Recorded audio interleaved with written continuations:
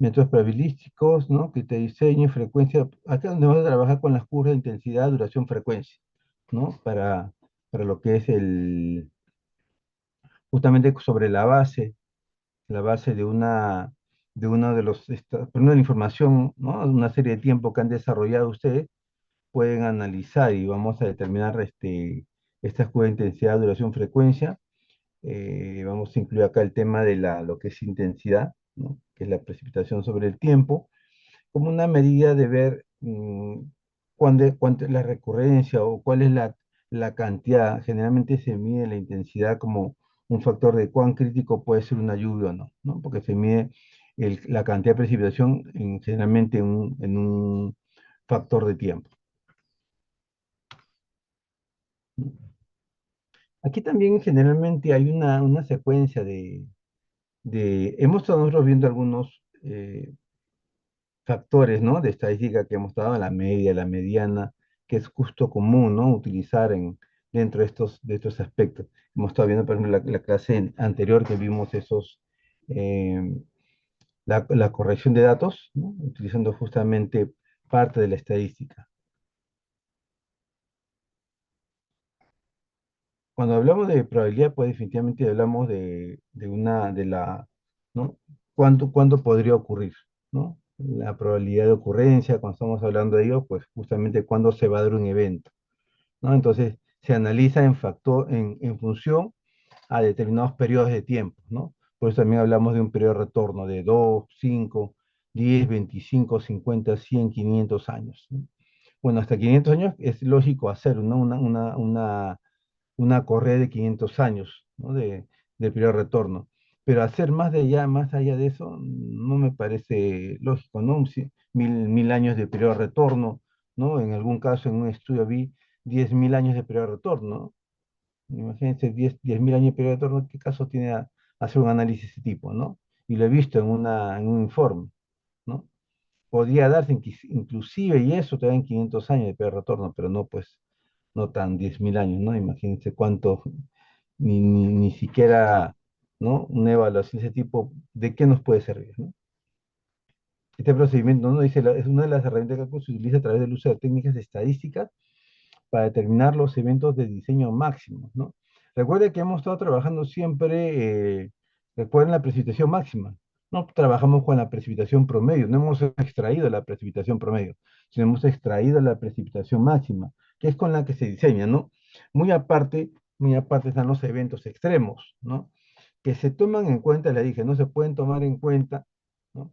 Pero para realizar lo que es la gestión de riesgos, ¿no? Eso va inmerso en el tema de gestión de riesgos como posibles ocurrencias, porque no, cuando vamos a dimensionar, definitivamente no vamos a dimensionar con periodos extraordinarios, ¿no? Porque imagínate, tenemos que sobredimensionar la infraestructura, ¿no? Normalmente, por decir, ¿no? Hemos estado viendo umbrales, por decir, ¿no? Así como hemos aplicado para precipitación, también lo podemos aplicar para caudales. Entonces, imagínense, ¿no? Tenemos un histórico más o menos de 90 metros cúbicos por segundo. Y extraordinariamente, pues un evento, ¿no? Que eso de precipitaciones, como ustedes han visto, que hace que el caudal se incremente a 180. Entonces, yo no voy a diseñar pues para 180, porque ese evento tenemos que evaluar cada cuánto ocurrió. Si bien, como le digo también, nosotros podemos eliminar, como ustedes han visto, ¿no? Colocando umbral máximo, umbral mínimo, no se elimina siempre y cuando, y creo que lo dijimos en la clase anterior, no se elimina siempre y cuando pues tenga su fundamento, no tenga su sustento, ¿no? Para eso recuerdan que les pedía que utilizaran o bajaran o extrayeran algún artículo o buscar en internet, ¿no? Justamente algún evento relacionado durante ese año a la precipitación que se ha dado, ¿no? El fenómeno del niño generalmente está asociado a ello, ¿no? Que se ha dado, por ejemplo, en el 83 fue uno de los más críticos.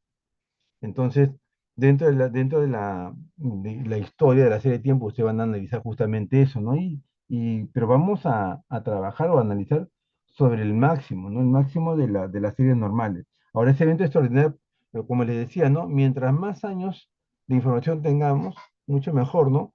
Para ver si ese evento cíclico pues, se repite cada 4 años, bueno, tendré que considerar, ¿no? Más o menos ir viendo la manera de poder tomar en cuenta para el diseño, pero si no se ocurrió después de 50 años, ocurrió después de 70 años, porque es lo que tengo como referencia, ahí sí, pues no, no, definitivamente no lo voy a considerar.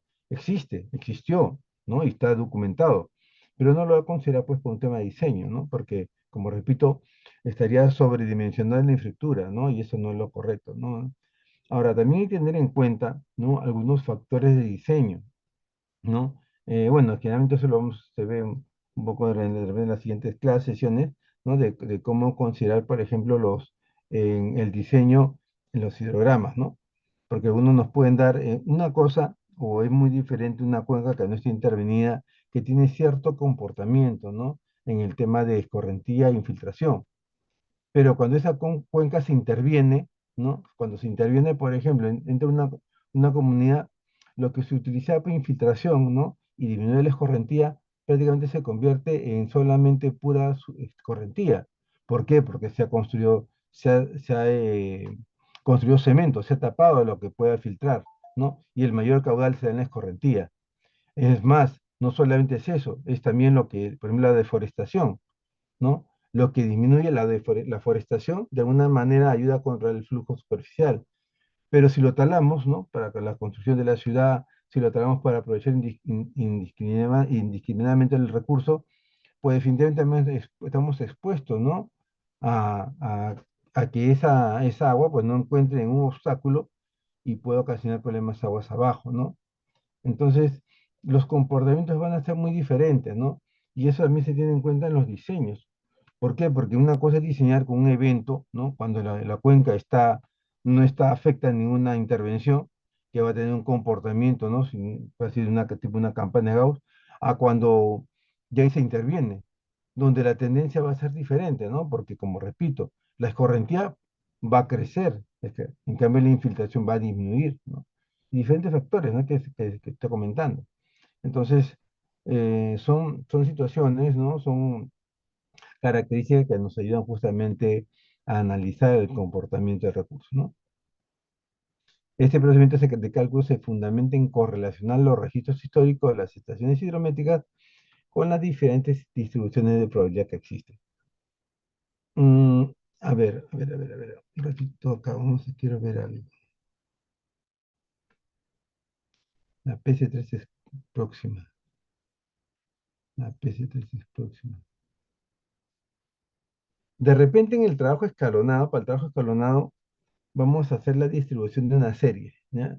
Ahí vamos a analizar, ahí creo que vamos a dejar este trabajo, porque en la PC3, PC4, en la PC4 va a ser lo que es el modelo, el desarrollo del modelo. Y en el trabajo escalonada vamos a ver justamente este tema, ¿no? La distribución de probabilidades, ¿no? Porque vamos a ver, ¿no? Que hay diferentes probabilidades en las que se puede analizar las series para diferentes, para diferentes distribuciones, ¿no? Eso lo vamos a ver ya un poco más a detalle este miércoles no, sino la siguiente, para ver cómo es el trabajo escalonado. Ya ahí vamos a ver, desarrollemos un poco este tema, ¿no? Para poder analizar las series, ¿no? Las diferentes, cómo cada uno tiene un comportamiento, cuál de las series la vamos a tomar, el tema de análisis, ¿no? Y eso justamente está en analizar, ¿no? En analizar las diferentes distribuciones de probabilidad, ¿no? En forma general, dice, la mayoría de los problemas hidrológicos se pueden agrupar en tres categorías, ¿no?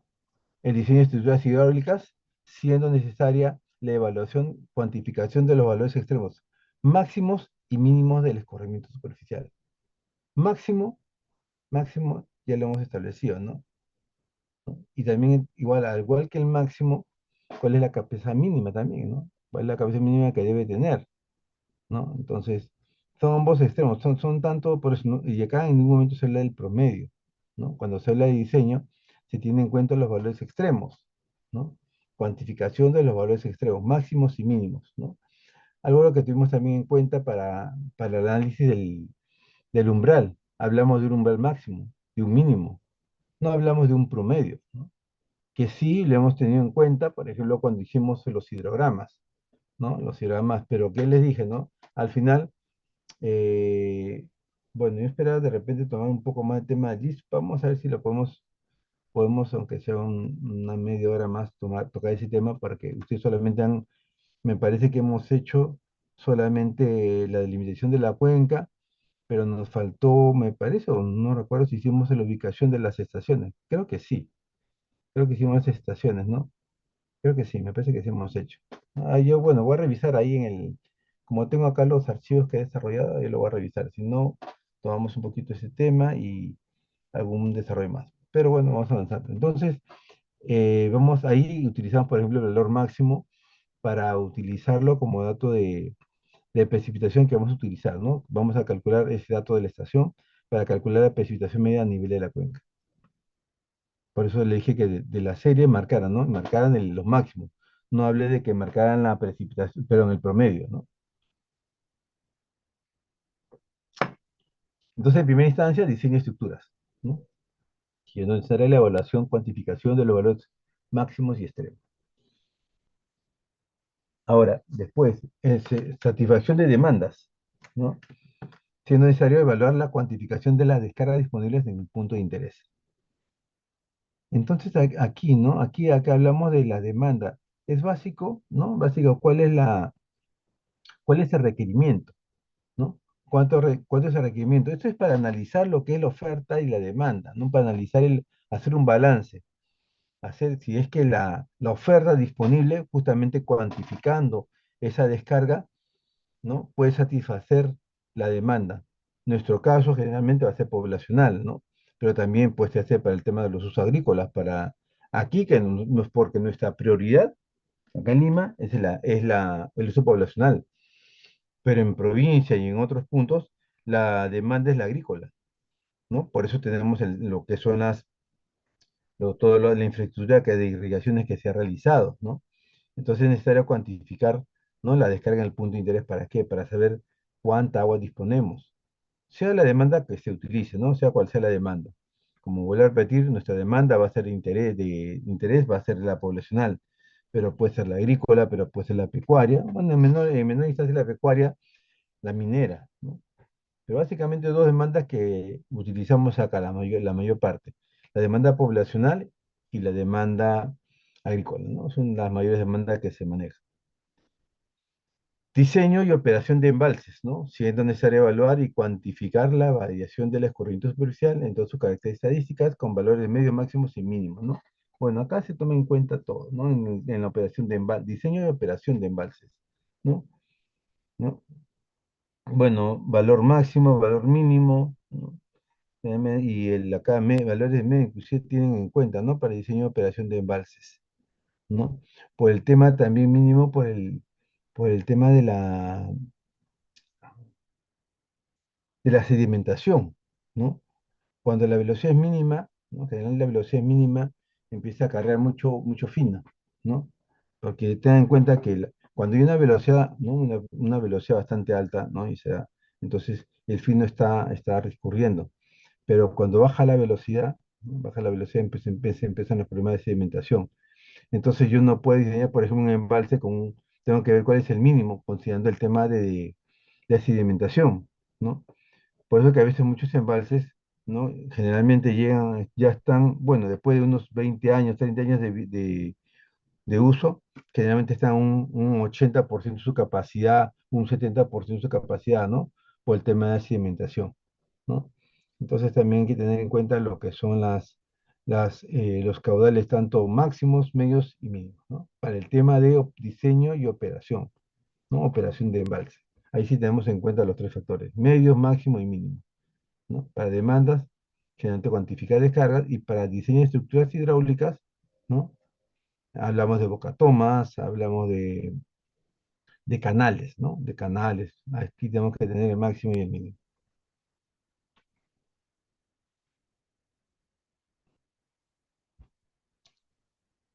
Algo que estuvimos viendo cuando desarrollamos, ¿no? Cuando cerramos los ejercicios, hablamos de que era ¿no? Hablábamos también de probabilidad de ocurrencia, ¿no? En estos casos, cuando hablamos de cálculos estadísticos, ¿no? Dice, para extraer conclusiones estadísticas a partir de serie de datos, de precipitaciones o aforos, porque vamos a trabajar con ambos, ¿no? Bueno, ya nos hemos trabajado con el tema de precipitaciones, que el trato es similar con aforos, es necesario disponer de series históricas de 20 o 30 valores. O sea, me refiero a los años, ¿no? Cuando hablamos de series, pues estamos hablando de 20 o 30 años de datos, ¿no? Cuanto mayor sea la serie de datos, mayor será la fiabilidad de las deducciones extraídas, ¿no? Por eso siempre se insistió, ¿no? 25, 30, 20, bueno, pues porque en fin, pero generalmente la normatividad, ¿no? La normatividad de ANA, la normatividad que también yo les alcancé en ese manual del Ministerio de Transportes y Comunicaciones, también ahí se habla de 25, ¿no? 25 datos, 25, o sea, no 25 datos, sino me refiero a 25 años de datos, ¿no? Porque cuando hablamos de la serie estamos hablando pues de diciembre de enero a diciembre, ¿no? Es una serie para un año, ¿no? Y en esa serie, en ese mes hemos tomado todos los días, ¿no? No estamos hablando, acá estamos hablando en general de series históricas, series de datos, de 20 o 30 valores. Vuelvo a repetir, son 20 o 30 años de datos, ¿no? Y en cada año, pues no solamente es un dato, ¿no? Sino es pues todo lo que comprende un año, ¿no? Los 30 días del mes, los 12 meses del año, ¿no? Toda esa información. Por eso ustedes han visto, ¿no? Que para algunos años hay más de 12.000, 20.000 datos, ¿no? Porque está tomando diario, ¿no? En algunos casos hay algunas series que toman 2 veces al día, ¿no? Pero mínimo, ¿no? Mínimo son un día, no son 365 por 20 días, ¿no? Por 365 por 20, ¿no? Por 20 años. Eso es a un dato diario, ¿no?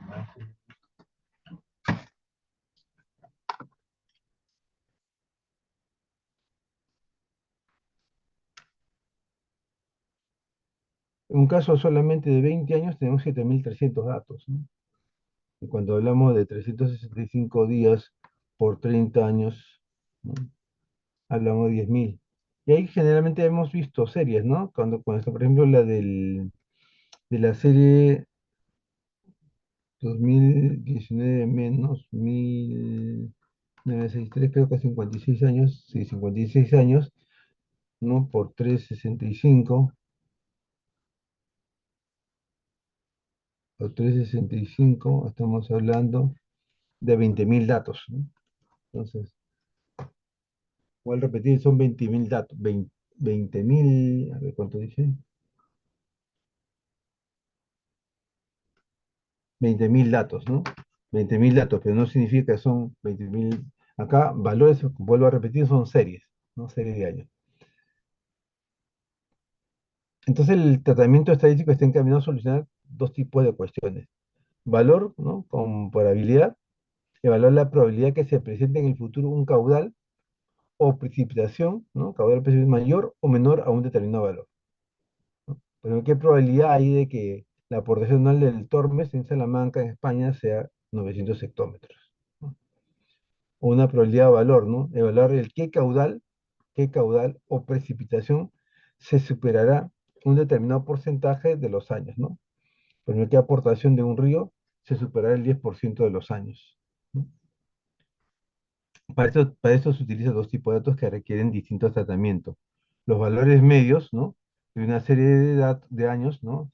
Se dispondrá del caudal de precipitación medio de cada año, y para valores extremos, de una serie de años, extraemos el caudal o precipitación del día más caudaloso o más lluvioso del año, ¿no? El máximo valor, ¿no? Valores medios, trabajaremos con el dato medio. Valores extremos con el más caudaloso, ¿no? El máximo.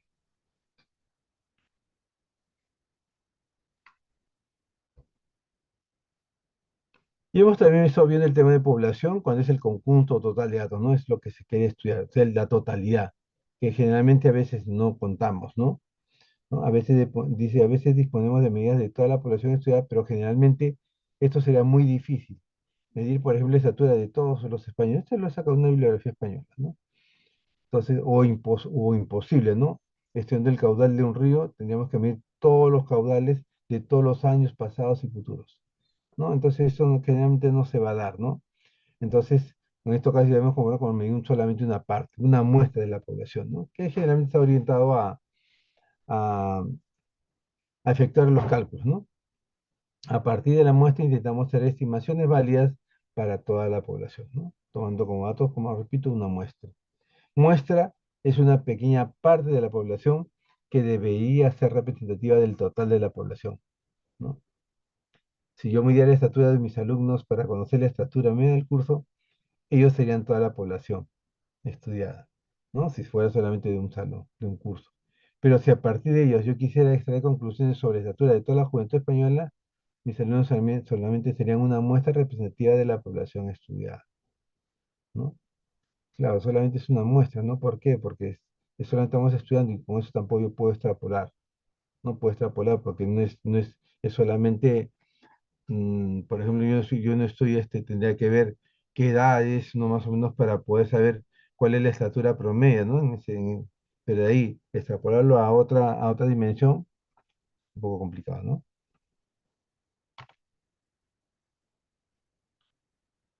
Se concluye que la probabilidad puntual es cero porque el área bajo la curva es cero, ¿no? Como acá en esta figura.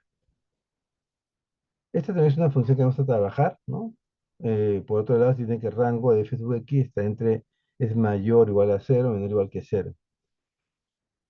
Generalmente vamos a trabajar con la distribución normal, la acumulada, ¿no? Que está en rango de 0 unidad o 100%, depende si se trabaja en porcentaje o en decimales, ¿no? Otra función que vamos a trabajar, 1 sobre f en función de x. Análisis de lluvias y caudales máximos anuales, ¿no? ¿No? Generalmente también nosotros tenemos el comportamiento, ¿no? ¿Cuál es la situación de cuando está, por ejemplo, tenemos el histórico, tenemos alerta roja, ¿no? Alerta naranja y alerta amarilla, ¿no? Entonces, ¿cómo están los pronósticos históricos del un caudal, por ejemplo, cómo está ocurriendo, ¿no? Entonces, por ejemplo, acá, como sea, ¿no? Esto es casi tomado acá la estación Chosica en el río Rima, por ejemplo, ¿no? Nosotros sabemos que entre febrero y marzo se dan las mayores avenidas, ¿no? Y justamente aquí está. Bueno, no se establece para qué año, pero casi es común, ¿no? Porque acá está de septiembre, octubre, diciembre, generalmente siempre se va este comportamiento, ¿no? Donde empiezan, acá pues no está retrasadas las lluvias, ¿no? Está un poco retrasado, porque generalmente en diciembre debería empezar, y acá también está retrasado, por ejemplo. Acá recién empieza en enero, en febrero se dan acá unas máximas que están por debajo de la alerta, pero acá sí estos generalmente en la mayoría de los casos acá empieza ya a bajar, ¿no? En cambio acá ha habido un evento extraordinario durante de marzo a abril, donde el comportamiento normal es así, ¿no? Por eso el promedio histórico de esta manera, porque generalmente en marzo es el máximo, ya se llega a lo máximo, y a partir de ahí empieza a crecer, ¿no? Aquí. Este es el comportamiento casi normal, ¿no? Pues el promedio histórico, porque es el comportamiento usual, ¿no? En cambio este comportamiento es inusual, ¿no? El de acá. ¿Por qué? Porque en el periodo ya prácticamente de, del fin de la avenida, acá hay unas extraordinarias, ¿no? Empieza a llover en demasía, ¿no? Y vuelve acá y ya recién empieza ya a bajar como es comportamiento normal, ¿no? A lo largo ya del periodo de estiaje. En hidrología, el análisis de caudales máximos permitirá determinar los caudales máximos instantáneos producidos en diferentes escenarios de eventos. La información utilizada son caudales máximos diarios y máximos instantáneos de la información disponible. Difusión de probabilidades, ¿no? En función del caudal instantáneo. Hay diferentes distribuciones que se utilizan, ¿no? Esto es como les digo que vamos a trabajarlo con la, para el trabajo escalonado. Y vamos a trabajar la log, la normal, la Gumbel, la Gumbel, la Nash y la de Leviet, ¿no? Son algunas de las distribuciones que vamos a trabajar, ¿no? En el desarrollo justamente la misma serie analizada por las diferentes distribuciones, ¿no? En el caso, por ejemplo, de la distribución de Gumbel, ¿no? ¿No? Dice, en teoría de probabilidad estadística, la distribución de Campbell, ¿no? Que es entre 1891 y 1960, es utilizada para modelar la distribución del máximo o del mínimo, ¿no? Por lo que se usa para calcular valores extremos, ¿no? ¿No? Para calcular extremos en la serie, ¿no? Tanto positivo hacia arriba o hacia abajo. Por ejemplo, sería muy útil representar la distribución del máximo nivel de un río a partir de los niveles máximos durante 10 años, ¿no? La aplicabilidad potencial de la decisión de Galvin para representar los máximos se debe a la teoría de los valores extremos, ¿no? Gamble utiliza teoría de valores extremos, que indica que es probable que sea útil si la muestra de datos tiene una distribución normal o exponencial, ¿no? Tenemos que hacer ese análisis.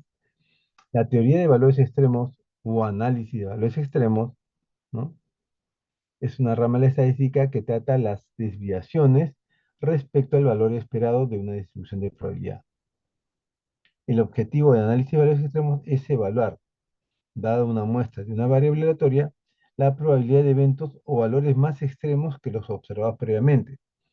Por esta razón, el análisis de valor extremo se usa ampliamente en muchas disciplinas, ¿no? Como la ingeniería estructural, el análisis de riesgo, financiero, ciencia geológica, la ingeniería sísmica, hidrológica o la predicción del tráfico, ¿no? Así, por ejemplo, un análisis de valores extremos se ha usado en hidrología para estimar la probabilidad de una inundación inusual, ¿no? Análogamente, en el diseño de un rompeolas, un ingeniero de costas debería estimar el oleaje máximo en un periodo de retorno de unos 50 años para dimensionar adecuadamente su infraestructura, ¿no? Y un periodo de 50 años es un periodo normal, ¿no? Un periodo prudente, ¿no? Que justamente se hace, ¿no? Para justamente estimar el oleaje máximo que se puede dar en un periodo de 50 años, ¿no? Que puede darse. ¿Cuál es, en 50 años, cuál es la probabilidad de ocurrencia que sea un evento, ¿no? Eso es lo que se hace para justamente ese dimensionamiento. Bueno, la decisión de Campbell utiliza estas series, ¿no? Estas funciones, ¿no? Con estos exponenciales, donde X, por ejemplo, es la media, ¿no? Que depende de la moda, U depende del coeficiente de Euler-Mascheroni, que es una constante, y depende del valor de beta, que se despeja del cálculo de la visión estándar, ¿no? De acá, prácticamente aquí, este beta es la división estándar por raíz de ser sobre pi. Podemos conocer nosotros la división estándar de la serie, ¿no? Y de acá despejamos beta, ¿no? Entonces la moda, que vamos a utilizar acá, porque estamos en el factor de x, es igual entonces a, la moda es igual, bueno, acá está la moda, podemos también traerlo para este lado de acá, es igual a la media menos el coeficiente de Maccheroni multiplicado por beta, ¿no? Y son datos conocidos, ¿no? Entonces lo que acá la moda puedo calcular aquí la moda. Entonces acá, bueno, la mediana estaba por justamente la moda más el factor de beta menos el logaritmo, del logaritmo t es el peor retorno, menos el peor retorno por uno, ¿no? Y donde acá cada función está aquí asociada. Esto lo vamos a utilizar, por ejemplo, para lo que es ¿no? También una parte en curvas de intensidad, duración, frecuencia. Pero el retorno se define, ¿no? Pero el periodo de retorno como el intervalo promedio de tiempo en años, ¿no?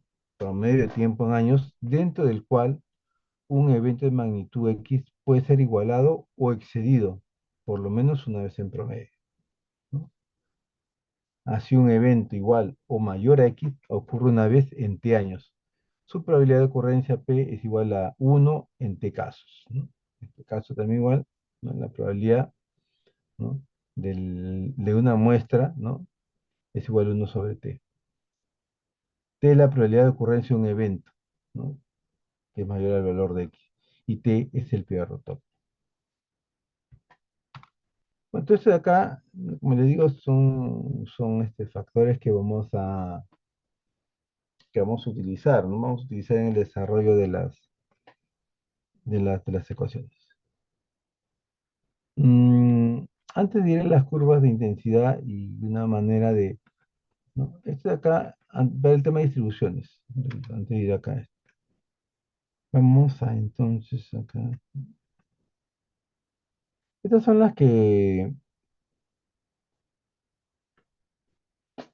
vamos a trabajar como distribuciones teóricas, ¿no? Y que vamos a aplicarlos prácticamente en Excel, ¿no?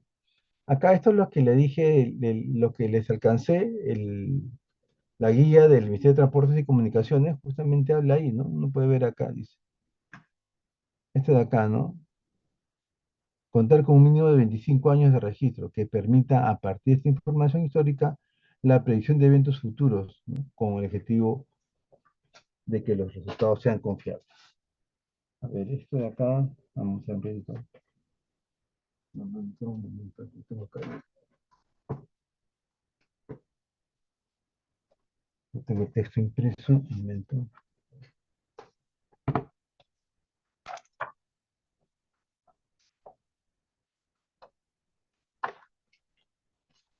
Revisen ese texto, también nos va a ayudar bastante, ¿no?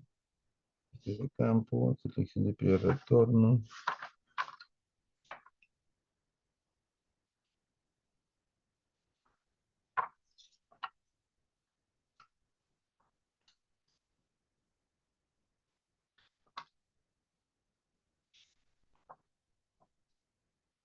La representatividad, la calificación.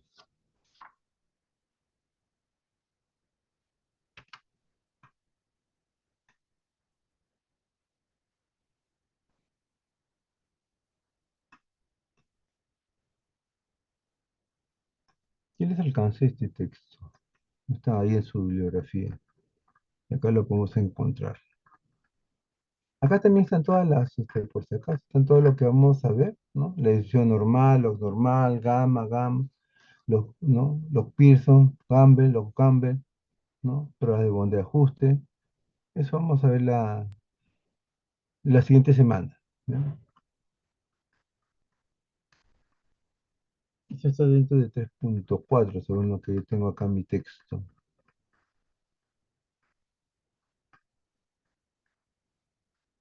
¿No? Esto lo dice el mismo reglamento, ¿no? Todos objetivos específicos, antecedentes, dentro de la hidrología, 3.1, 3.2, 3.3, estudio de campo, y acá dentro de 3.4. Acá está. La representatividad, calidad, extensión y consistencia de datos es primordial para el inicio del estudio geológico. Por ello se recomienda contar con un mínimo de 25 años de registro, que permita, a partir de esta información histórica, la predicción de eventos futuros, con el objetivo de que los resultados sean confiables. Asimismo, dicha información deberá incluir los años en que se han registrado los eventos del fenómeno del Niño. Sin embargo, dado que durante el evento del fenómeno del Niño la información no es medida, ya que normalmente se estiman valores extraordinarios, esta información debe ser evaluada de tal manera que no se originen sobredimensionamientos en las obras. Ahí está claramente, ¿no? A eso es lo que se refiere. No es parte de la parte está en la bibliografía, ¿no? No es lo que yo digo, sino es lo que está en la bibliografía, lo que utilizamos, ¿no? Como base de los estudios. Indiscutiblemente la información hidrológica y hidrometeorológica básica para la realización del estudio correspondiente deberá ser representativa del área donde se emplaza el proyecto vial, ¿cierto? Bueno, bien está hablando porque es del Ministerio de Transporte y Comunicaciones, esto pues aplica definitivamente para cualquier obra, ¿no? Entonces, ahí está ustedes, como les repito, ya les he compartido ese libro, así que lo pueden revisar. Aparte también acá, este es un artículo de Lana, no creo que está, sí, me faltó seleccionar qué resolución, esto de Lana, ¿no? Este de acá. Bueno, los métodos científicos se apoyan en la existencia de series que son sometidas a un análisis de frecuencias basadas, por lo tanto, en observación de eventos pasados. Los resultados serán confiables siempre que existan suficientes datos disponibles y sin modificaciones importantes en el régimen del curso de agua durante un periodo de registro. O después, ¿no? O después se acepta entonces la condición de que el comportamiento del sistema continuará siendo el mismo durante el periodo de cálculo en el futuro. Esto, como le digo, es tomado acá de la guía del Ministerio de Transporte y Comunicaciones, y esto es una resolución de ANA. No recuerdo el número, por ahí les averiguo después luego, ¿no? Y habla del modelamiento hidráulico, ¿no? En el modelamiento hidráulico se utiliza información topográfica y caudales máximos instantáneos. Otra vez, nuevamente, el tema de caudales máximos instantáneos. Con esta información se efectúa el tránsito de las avenidas con la finalidad de establecer el límite superior de las riberas. La determinación de los caudales máximos se establece de acuerdo con los siguientes criterios. En caudales naturales, el agua, ¿no? En caudales naturales de agua colindantes a terrenos agrícolas, periodo de retorno de 50 años. En caudales naturales de agua colindantes a asentamientos poblacionales, periodo de retorno de 100 años. La determinación de los caudales máximos se realiza con información estadística de por lo menos 20 años. A falta de información, esta podrá ser generada mediante modelos hidrológicos. No se consideran valores de caudales máximos por efectos de eventos extraordinarios. Nuevamente también el caso, ¿no? Dice, no se consideran valores de caudales máximos por efectos de eventos extraordinarios. ¿No? No se va a tomar en cuenta. Entonces acá, por ejemplo, ¿no? Dentro de estos métodos estadísticos que estamos viendo, el otro está un poquito incompleto, pero lo cambiar acá. Dentro de los métodos estadísticos podemos mencionar las siguientes distribuciones de probabilidades más usadas para el análisis de máximas avenidas en hidrología. La distribución normal, la log normal de 2 parámetros, la log normal de 3 parámetros, distribución del valor extremo tipo 1 o distribución de Campbell, la distribución log de Campbell, Pearson tipo 3 y log Pearson tipo 3. Son las distribuciones que alguna vez vamos a trabajar. Vamos a calcular cada una de las condiciones, ¿no? Por ejemplo, cuando empezamos a hacer, ¿no? Seleccionamos una distribución, como le digo, el histórico ya, el máximo. Cuando hablamos de hacer ya no vamos a analizar de todos los meses. Simplemente vamos a trabajar año y, y dato, ¿no? Y el dato máximo. Máximo de todos los meses, ¿no? Estamos hablando del máximo del año. Entonces tenemos una serie de distribución, ¿no? Tenemos el registro de datos y evaluamos, ¿no? Tenemos que seleccionar una distribución. Tenemos la distribución y podemos utilizar normal, log normal de 2 parámetros, Pearson, log Pearson, Campbell. Escogemos la serie que vamos a ver primero, ¿no? Generalmente empezamos con la normal, ¿no? Elegimos la distribución histórica, ¿no? Entonces empezamos los parámetros. Luego iba a venir una prueba de ajuste, y si el ajuste es bueno, utilizará la distribución elegida. Bueno, primero tenemos que calcular todas, pues, definitivamente, ¿no? Luego se hará la prueba de bondad y luego se utilizará uno, ¿no? Es generalmente ¿no? Porque primero se escoge por ejemplo la normal. Hago estimación de parámetros, prueba de bondad y veo el ajuste. Si el ajuste es bueno, pasa a ser elegida, pero si no, vamos al cálculo, ¿no? Para otra distribución, ¿no?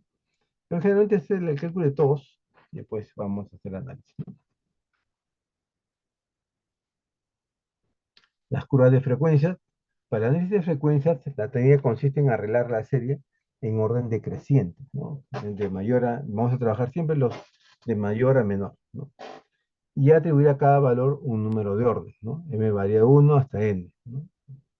Siendo el n el tamaño de la muestra, ¿no? Es decir, el número de años, en el caso de series naturales. A continuación se calcula la frecuencia observada a través de la relación empírica, ¿no? Como la de Weibull. Entonces, M es el orden, ¿no? N es el número de observaciones. Entonces, la probabilidad es el orden sobre el número de observaciones más uno. Y T es el periodo de retorno, ¿no? Es igual al número de observaciones o número de datos más uno sobre el orden. En una distribución normal, ¿no? Justamente se ajusta a un tema de la campana de Gauss, ¿no? Va a haber este comportamiento. Tiene gran utilidad en neurología, siendo alguna de sus principales aplicaciones en el ajuste de distribuciones empíricas de variables hidrológicas, de intervalos de tiempos grandes, ¿no? Tales como variables, medias anuales, mensuales y estacionales, que pueden ser caudales, precipitación, entre otros. Análisis de los errores aleatorios en las observaciones o mediciones hidrológicas, como referencia para comparar varias distribuciones teóricas de ajuste en una distribución empírica.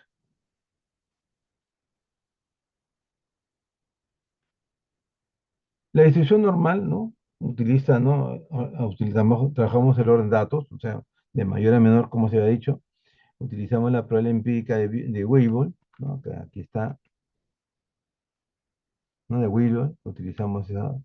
Y luego eh, utilizamos parámetros de localización, que es la media, y de escala, que es la división estándar, ¿no? Se analiza la variable estándar, ¿no? Acá está la variable estándar Z, ¿no? Que es el valor menos el valor medio sobre la división estándar. Y utilizamos luego la función acumulada, ¿no? Este es el desarrollo con esto vamos a trabajar toda la serie. La decisión normal es justamente la misma, pero aplicando en este caso el logaritmo, ¿no? Por algo es log normal. A la serie se le aplica el logaritmo y se calcula casi similar, solamente que trabajamos con los logaritmos. Y en este caso la función de z también viene a ser la función acumulada, ¿no? Viene con esta expresión. Como digo, toda esta parte es un desarrollo numérico, ¿no? En el caso de la distribución de Pearson tipo 3 y los Pearson tipo 3, ¿no? En el caso de la distribución Pearson tipo 3, ¿no? Es la llamada distribución gamma de tres parámetros porque tiene localización, escala, ¿no? La hemos hecho localización en la media, la escala, S y la posición, ¿no? El valor de cada dato. Es aplicada para describir la distribución de probabilidad de picos decrecientes de máximos anuales. Y la edición Log-Pearson tipo 3, ¿no? Se utiliza principalmente para el análisis de probabilidad de eventos extremos, ¿no? Consiste principalmente en transformar los valores extremos en logaritmo en base 10, con el fin de reducir la simetría de los datos. Se calcula con la misma función Pearson tipo 3, ¿no? Solamente que se le aplica el logaritmo. Se limita para el tratamiento de datos de picos de inundación, ¿no? Esta distribución es la versión estándar para el análisis de crecida máxima, por ejemplo, en los Estados Unidos.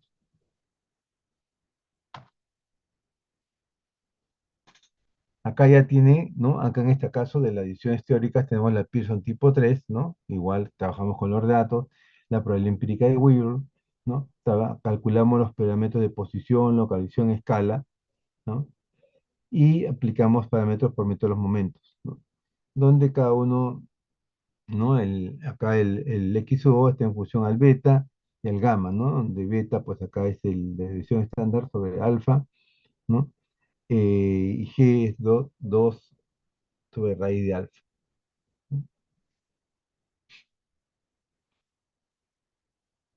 Y aquí en este caso la función acumulada es el FY, ¿no? Bajo esta expresión. La misma en la anterior, pues solamente aquí aplicarle el logaritmo natural de acá, ¿no? Aquí está bien. Este método en el momento me parece que está igual. Creo que hay que cambiar. Voy a revisar esto. Voy a revisar esto acá. Me parece que hay que un lapsus. Porque acá tenemos que cortar el logaritmo, ¿no? Tú sabes, así como aquí aplicamos logaritmo, ¿no? Logaritmo de x para z, la variable estándar. Déjame revisar esto, el parámetro de los momentos, ¿no? Calcular el logaritmo, ¿no? Dependiendo de x sobre x o, y finalmente la función acumulada, ¿no? Tiene la expresión que podemos mostrar aquí.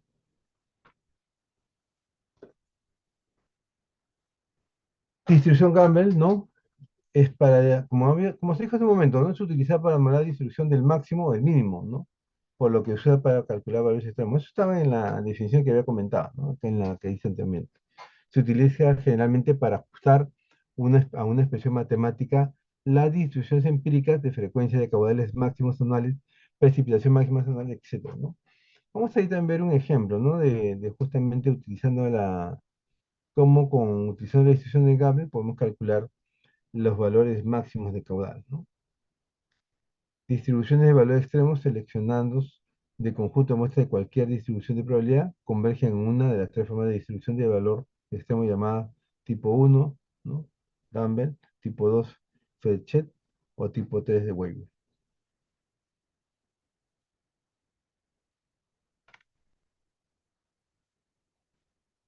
Acá están tipo Gamble, ¿no? Casi la misma secuencia, sino que acá tiene sus parámetros de Gamble, ¿no? El mu, por ejemplo, es igual a la edición estándar sobre 1.283, ¿no? El beta es igual a el X, el promedio, X promedio más menos 0.45 de la división estándar, ¿no? Y F sub Y, la expresión que ven ustedes aquí. Long Gamble, Long Gamble también igual manera, acá se tiene el Y logaritmo de X, los parámetros de Gamble, ¿no? Con la diferencia que acá el Y es logaritmo de X sobre mu sobre alfa. Y la función acumulada es esta expresión, ¿no? Donde L es igual también, Y es igual a N de X menos beta sobre alfa,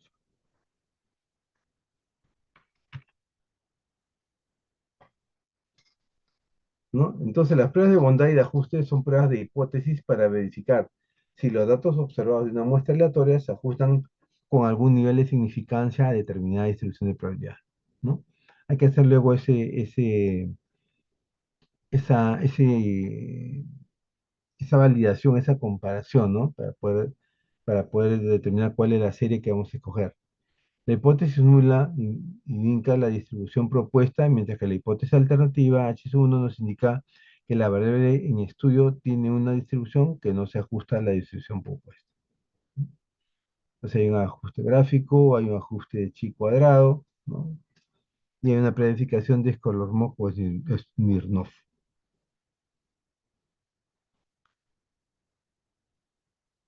La chi cuadrado, ¿no? Se basa en el cálculo de frecuencias, tanto de valores observados como de valores esperados para un número determinado de intervalos.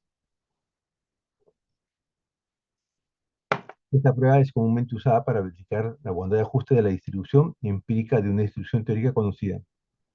Fue propuesta por Carl Pearson, ¿no? En 1900. Y tiene esta función, ¿no? F2, frecuencia observada o empírica; F sub e, frecuencia esperada teórica; y K, número de intervalos de clase.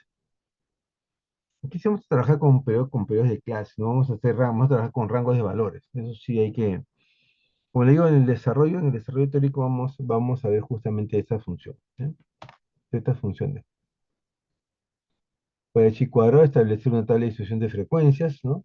El límite de clase inferior, el límite de clase superior, ¿no? La media de la clase, una frecuencia absoluta, una frecuencia relativa, ¿no?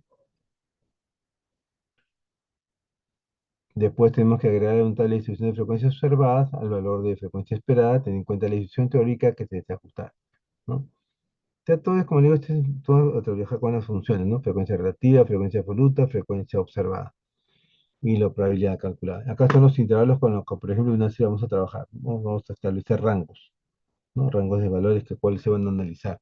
Por eso habla de un límite de clase superior y un límite de clase inferior, ¿no? Acá está, por ejemplo, el límite de clase 8.760 inferior y el límite de clase superior 44.610 que está acá. Y así va trabajando, ¿no?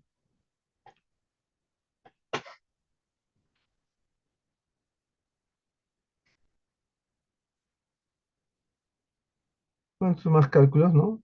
Hablamos de determinar el valor de x cuadrado, ¿no? Tabular para un nivel de significancia, ¿no? De 0.5 o 0.1 con grados de libertad, ¿no? K menos H menos 1, donde H es el número de parámetros que intervienen en la prueba, ¿no? Media de desviación estándar. Esto es bastante teórico, pero ya en la práctica va a ser mucho más sencillo entender todas estas fórmulas, ¿no? Prueba de verificación de Skolormov o Smirnov, ¿no?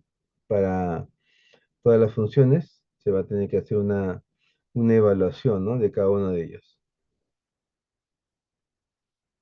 Y dependerá del delta, ¿no? Delta que calculemos, ¿no?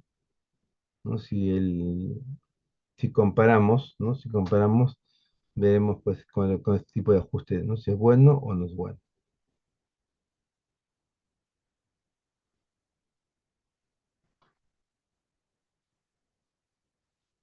Ventajas y limitaciones para la prueba de ajuste, ¿no? ¿No? Tenemos para la prueba de x cuadrado y tenemos para la prueba de Skolormov, ¿no?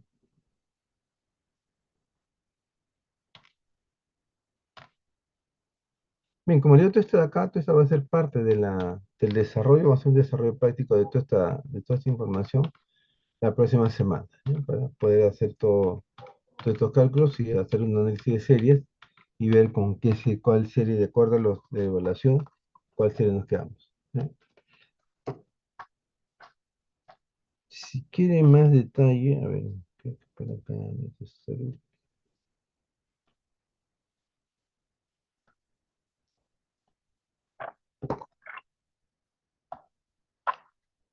Ahí también tienen el texto,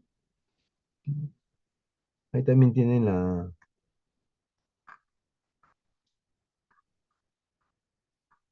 las pruebas, los valores, T71, cada modelo de distribución, ¿no? La función normal, la adición de los normal de dos parámetros, la adición de los normales de tres parámetros, los Pearson tipo 3. No están todos, pero por lo menos la de Campbell, los Gamble, prueba de bondad y ajuste, Kolmogorov y Smirnov, ¿no? Como ahí tienen la... Y esto es lo que vamos a calcular, Q intensidad, duración, frecuencia también, ¿no? Las famosas curvas IDF. Ahí por ahí vayan revisando para eso para la próxima semana, ¿no? Bien. Entonces vamos a hablar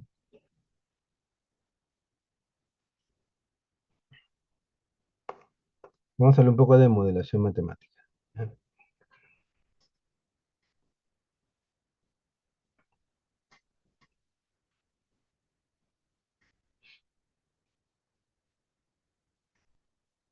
¿Qué momento? A ver, sesiones, semana 2, semana 2, libro 3.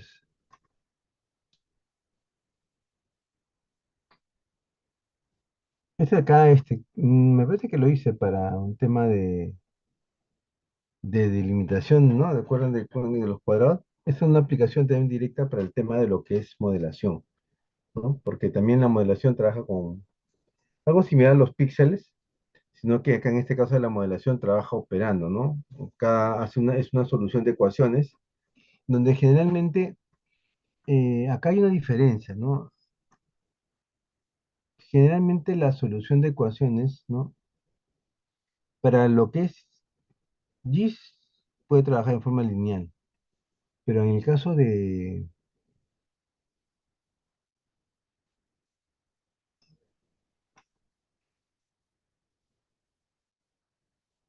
por ejemplo, acá, cuando quiero operar, pero acá no opera en triángulo, ¿no? Por ejemplo, yo quiero trabajar acá, tengo que trabajar con, ¿dónde está? Creo que es esta, ¿no?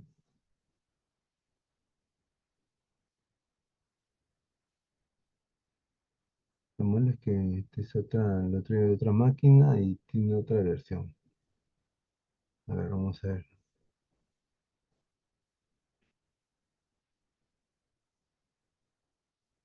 Los colores.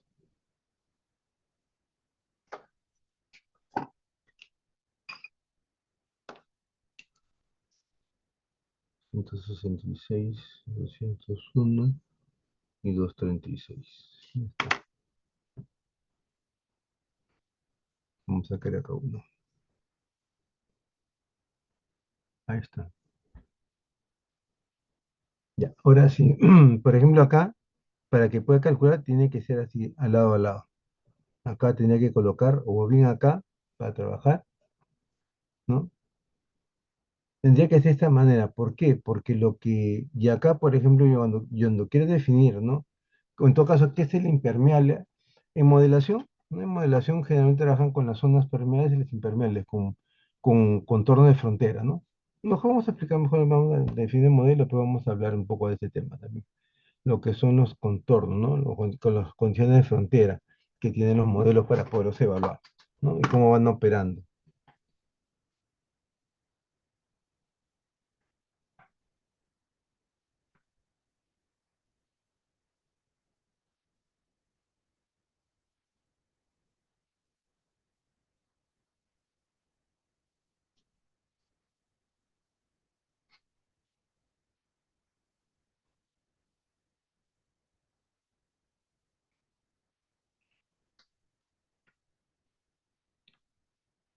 Bien, entonces vamos a hablar modelos matemáticos.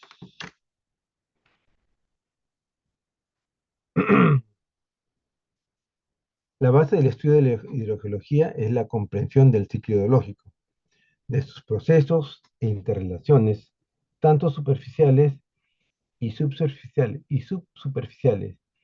Y esta comprensión implica medir. Nunca se puede separar, ¿no? Nunca se va a separar el agua superficial del agua subterránea. En general siempre van a trabajar de una manera, porque están dentro del ciclo hidrológico, ¿no?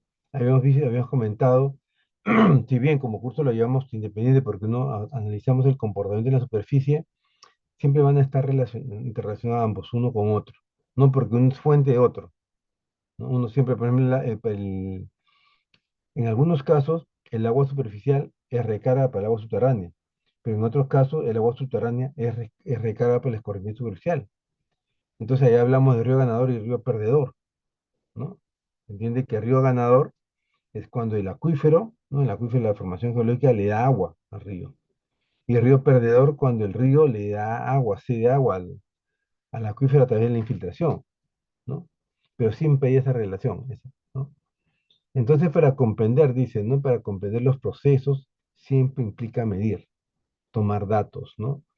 Entonces, para poder nosotros conocer, ¿no? Conocer o manejar algún parámetro, algún recurso, necesariamente tenemos que medir, ¿no? Es algo que para algunos, ¿no? Para algunos trabajadores, para algunos técnicos, para algunos operarios, el hecho de medir se les vuelve monótono, ¿no? Porque pasan casi toda su vida tomando datos, datos y datos, ¿no? En nuestro caso, por ejemplo, hemos tenido ya bueno, ya se retiró por tema de edad. En principio fue un operario, ¿no? Pero iba, medía nivel, tomaba niveles, niveles, niveles, niveles. Bueno, él se cansó un poco de estar en este época, no le había sentido el hecho de salir y medir, y un punto y medir, otro punto y medir, y se puso a estudiar, ¿no? Bueno, bien por él. Estudió y estudió luego economía. Entonces, eso le permitió un poco ya ver otra manera de interpretar la medición. Bueno, pero no se quedó en eso, ¿no? Porque dijo, tampoco voy a verme preocupado de estudiar para seguir midiendo. Entonces, por ahí buscó una plaza y ascendió a otro nivel, ¿no? Entonces ya no solamente iba a medir, sino ya analizaba otros factores, hacía otros trabajos. Bueno, ya casi esto es lo que es respecto a su carrera, ¿no? Un poco ya dejó de estar en campo midiendo y se puso a medir de otra manera, ¿no? Los factores económicos, los factores estadísticos dentro del área, las compras, adquisiciones, ¿no? Pero igual, quiera o no, se tiene que seguir midiendo, ¿no? Hay que medir, hay que tener datos, ¿no? Porque justamente la programación está en función a tener datos, sino qué hacemos, ¿no? Sino cómo proyectamos si no tenemos información, ¿no? Y de alguna manera, ¿no? La recaudación, los presupuestos son datos que se van a almacenar, ¿no? Que nos van a servir para algo, ¿no? Y es justamente ese análisis. Y si bien los métodos y técnicas de medición de caudales y precipitación han evolucionado en el tiempo, también es cierto que otras componentes del ciclo geológico no ha ocurrido, no ha corrido la misma suerte, pues se presentan bajo el suelo, ¿no? Bueno, acá un poco del tema, por ejemplo, en el correctivo superficial tenemos, pues, podemos saber que hay aforos, ¿no? Vimos los aforos, ¿no? Ya sea con forma digital, ¿no? Aforos con electrónicos, con diferentes metodologías, inclusive, por ejemplo, en los Parsian con sensores electrónicos, ¿no? Bastante automatizado. Y además yo puedo ver, ¿no? O sea, puedo de alguna manera contabilizar el caudal que está pasando. Por ejemplo, si veo 20 metros cúbicos por segundo, 10 metros cúbicos por segundo, 40, yo más o menos tengo una noción visual de lo que implica, ¿no? Del volumen que está pasando, que está atravesando una sección. Pero en el caso de la fuente que no se ve, la fuente que está bajo el suelo, y hay un poco el problema, ¿no? Por eso que, ¿no? Y cuando vemos la comparación en agua subterránea, entre un recurso que se ve y no se ve, pues es amplia, ¿no? Porque en una podemos ver cómo se está evolucionando en el tiempo. Vemos si hay una contaminación, porque el agua se teñirá pues del color que esté contaminado. Nosotros alguna vez hemos estado trabajando acá en el río, estamos haciendo una defensa ribereña, no, defensa, disculpe, no, unas pantallas, unos muros transversales enterrados en el lecho del río, y ya casi ya se habían terminado, estaba haciendo como esto era un muro de concreto ciclopio, ¿no? Entonces, muros enterrados son 3 metros de altura, enterrados 2 metros y medio, ¿no? Sobresalían 2 metros, se sobresalía solamente medio metro. Entonces, en la construcción, pues se colocó el encofrado, se hizo el vaciado y había que curarlos, ¿no? Entonces, se utilizaron, pues, unos aditivos, ¿no? Pues no se le echó agua, no había manera de echar, se le echó ese aditivo. Entonces, de alguna manera, ¿no? De alguna manera, eso están, más o menos, si alguien conoce, estamos camino a Huachipa, ¿no? Por la Prealé. Entonces, en un momento, el agua en la Bocatoma, ¿no? La autoridad de guardia informó de que el agua estaba viniendo, me parece que creo que amarilla, no me acuerdo si era amarilla o celeste, creo que amarilla, naranja me parece que era. Entonces, Eran como las 6 de la tarde, yo estaba por salir, justo con un compañero supervisamos el trabajo, ¿no? Y nos llaman, ¿no? Que vayan inmediatamente allá a la obra para ver por qué, si en el trabajo que estábamos realizando nosotros estaba ocasionando que el agua se tiñera naranja, ¿no? Entonces, bueno, fuimos de todas maneras a ver, pero nosotros utilizamos un componente casi claro, como era como echarle el color de una ah, imprimante, ¿no? Medio blanco, blanquecino, ¿no? Un poco así, no tan blanco, blanco, pero de ese tipo de color, ¿no? Tipo transparente. Entonces, no era nuestra, inclusive cuando vemos ahí que estaba yéndose hacia un canal, hacia el río, veíamos que no había ningún efecto, ¿no? ¿Y qué había pasado? Que aparte de llegando a la Bocatoma, también un canal de derigador, ¿no? Que era de Guaycoloro. Y por ahí parece que una empresa que ahí hay empresas, diferentes tipos de empresas, había soltado su efluente, ¿no? No tuvo un tipo de control y fue bastante visible, ¿no? Y hizo que ingresaran algunas unidades de los desarenadores. Y en serio, se veía todas las pozas naranjas, ¿no? Con agua naranja.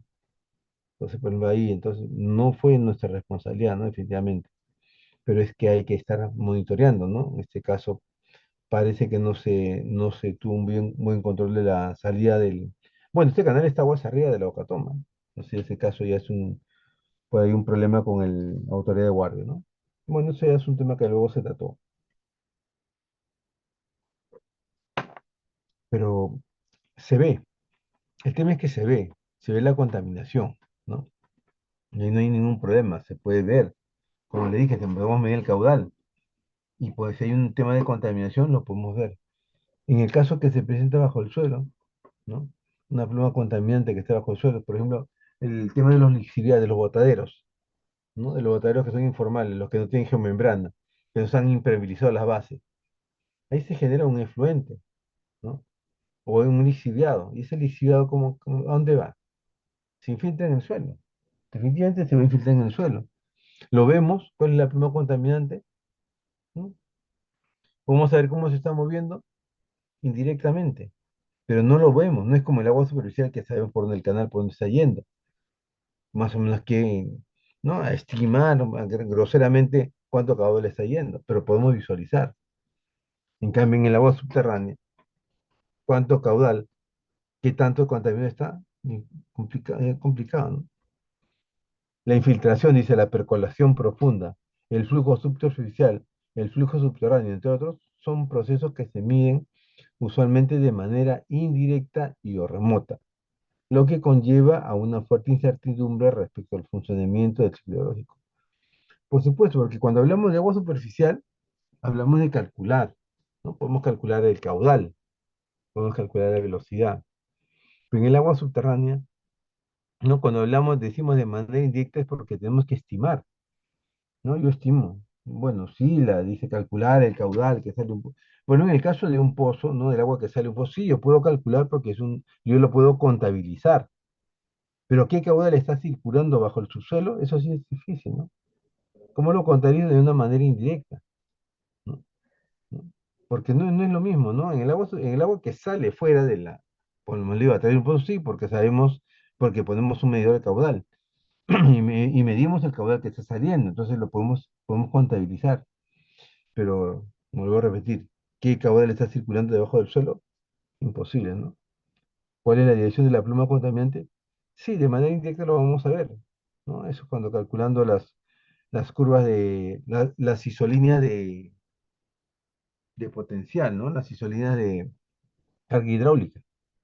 Eso lo vemos un poco más en agua subterránea, pero para tener una idea, ¿no? De lo que ocurre aquí, ¿no?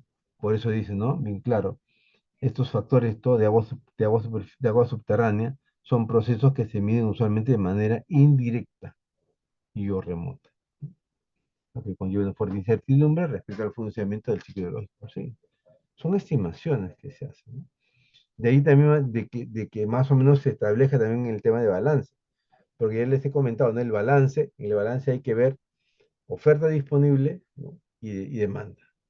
Y la oferta disponible también es tanto la superficial como la subterránea.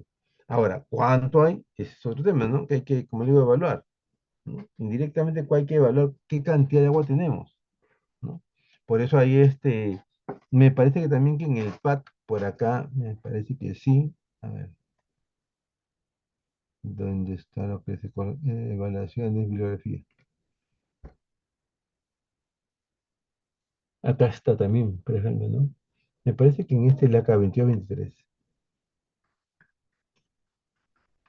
Bueno, acá a través del estudio, ¿no? A través del estudio, por acá hablamos de director hidráulico, cuando hablamos por acá, laguna represada, volumen de regulación, la cuenca del Mantaro,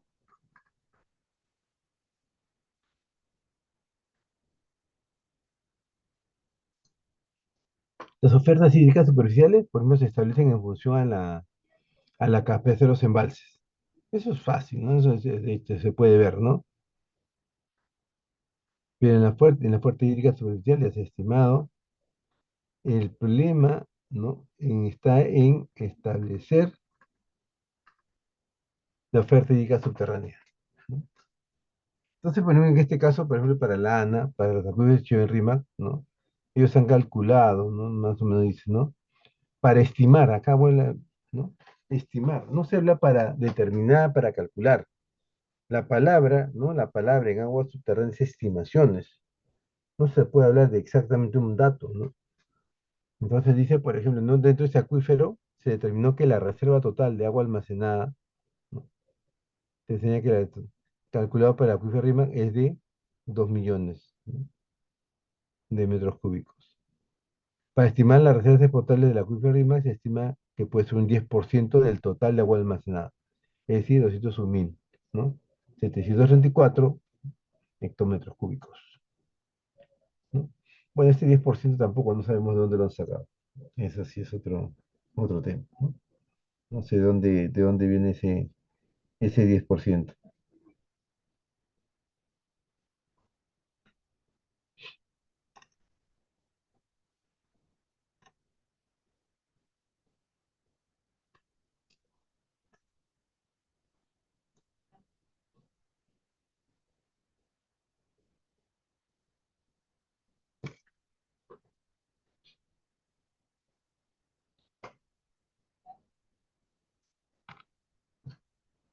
Bajo este marco, dicen los modelos hidrológicos, se presenta como una necesidad y una herramienta para conocer mejor el funcionamiento y el comportamiento de los diferentes componentes del ciclo hidrológico. Como consecuencia de ello, los modelos hidrológicos se usan, ¿no? Como herramienta de gestión y planeamiento. Todos los modelos, siempre que ya sea de modelo de agua superficial, de agua subterránea, se habla de que son herramientas de gestión, ¿no? Porque el modelo lo que va, bueno, vamos a ver la definición de lo que busca es justamente establecer, ¿no? Condiciones, establecer comportamientos en función de una información base. En función de una información base, ¿no? En función de una base que voy a ingresar, ¿no? O a entrar al sistema, lo que vamos a hacer es justamente eh, recrear, ¿no? Tratar de que recrear las condiciones actuales que tiene el sistema. Por eso básico para el desarrollo del modelo, para básico, pregunta, ¿no? ¿Cuál es la información base para el desarrollo de todo modelo? Es la medición, ¿no? Es la información base. La medición, los datos es base para elaborar un modelo. ¿Por qué? Porque voy a tener yo dos comportamientos, ¿no? Y justamente, a ver, vamos a ver si acá lo puedo hacer, más o menos un adelanto. A ver,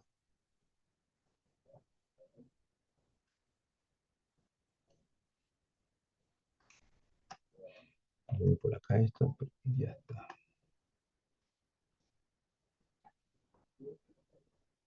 Yo tengo aquí, por ejemplo, vamos a ver.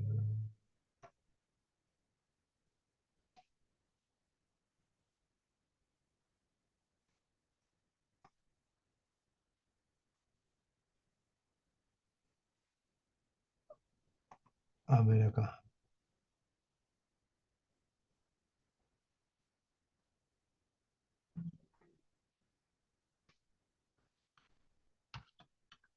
Acá en la variable el tiempo. Definitivamente es la variable el tiempo. Y acá cualquier variable, una variable. Siempre, como le dije, siempre sus unidades, ¿no? Siempre debe tener sus unidades. Acá vamos a tener una variable. Sea lo cual sea, acá estamos una variable. Debemos tener también 15, 20 años de medición. Entonces vamos a poner como tope aquí. Aquí estamos en el año, no estamos aquí, estamos en el año, por ejemplo, el año 25, acá.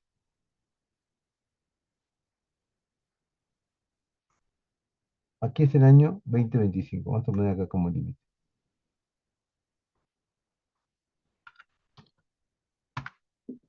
Ya está. Y acá alrededor, anteriormente había pues mediciones, ¿no? Vamos a poner aquí todo, bueno, todo, vamos a hacer años de medición, 20 años de medición había acá. Disculpen la rapidez para hacerlo esto. Bien, tenemos 20 datos. ¿Qué ocurrió? Esa variable tiene un comportamiento, ¿no? De esa manera, vamos a poner comportamiento.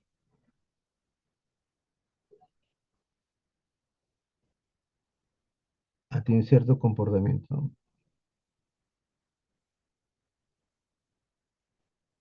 Y hasta acá. Hasta aquí, pues fue el año 25. Hasta acá tengo datos. Entonces, esto es lo que está aquí, ¿no?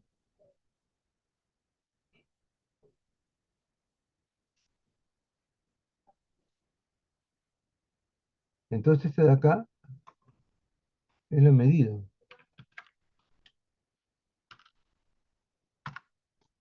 Es lo medido. Esto es lo que me en campo, ¿no? Lo que hacen esos señores que se cansan, ¿no? De estar yendo todos los días que lo ven monótono su trabajo. Necesitamos ese dato. Es fundamental. Hablamos de una variable. Son n variables que se toman, ¿no? Estamos hablando de una variable. Pero eso me va a servir justamente para hacer los ajustes, ¿no? Lo que más adelante vamos a ver, llamar como calibración. Pero bueno, adelantamos un poco. Esto es lo que hemos medido en campo, ¿no? Es una variable. Entonces, actualmente. Ahora, yo le voy a ingresar a mi área de trabajo. Tengo un área de trabajo, tengo una topografía, tengo una base, ¿no? Una base acá. Tengo mi área de trabajo con sus propiedades, ¿no? Por ejemplo, una de las condiciones, cómo se mueve el agua dentro del suelo, es la transmisividad, la permeabilidad, coeficiente de almacenamiento. En función de esos parámetros, yo le voy a ingresar, ¿no? Entonces, información, relieve. Segundo, base. El nivel de agua, ¿qué profundo está el nivel de agua? ¿Qué parámetros, ¿no? hidrogeológicos tiene la zona? Entonces, toda información yo la voy ingresando, ¿no? De tal manera que el modelo son herramientas, ¿no? Son herramientas matemáticas que solucionan ecuaciones, ¿no? Como le decía hace un momento, es como de acá, bueno, un poquito adelantado estoy en esta parte, me he separado, porque cuando empiezo a discretizar la zona, ¿no? La discretización es hacer las mallas, el mallado. Bueno, después vamos a ver eso. Por eso estos cuadros que ven acá son los mallados. Entonces yo voy a ver el comportamiento, ¿no? Y estoy midiendo y veo este comportamiento así. Lo he medido. Entonces, toda esta información, como le digo, lo ingreso acá al modelo. Repito, topografía, base de acuífero, niveles de agua, ¿no? Las propiedades hidráulicas del terreno, ¿no? La facilidad que tiene el agua para que atraviese él, con la transmisividad, con el almacenamiento, ¿no? El volumen que puede drenar. En función de todos esos parámetros, el modelo es una herramienta, ¿no? Puede ser un software, ¿no? Que va a procesar toda esta información, ¿no? Va a dar solución. Entonces, yo ingresé los datos y lo voy a hacer correr el modelo. Entonces, el modelo, ¿no? De acuerdo a lo que he ingresado, de acuerdo a que yo he ingresado, el modelo debería hacer ejecutar ¿no? Recrear las mismas condiciones, casi lo mismo.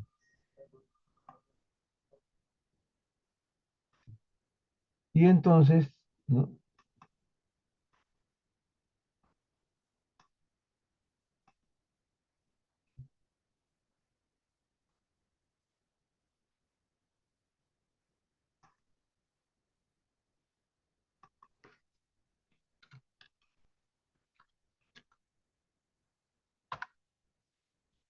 Entonces, la idea de desarrollar el modelo es que lo calculado se iguale a lo medido, ¿no?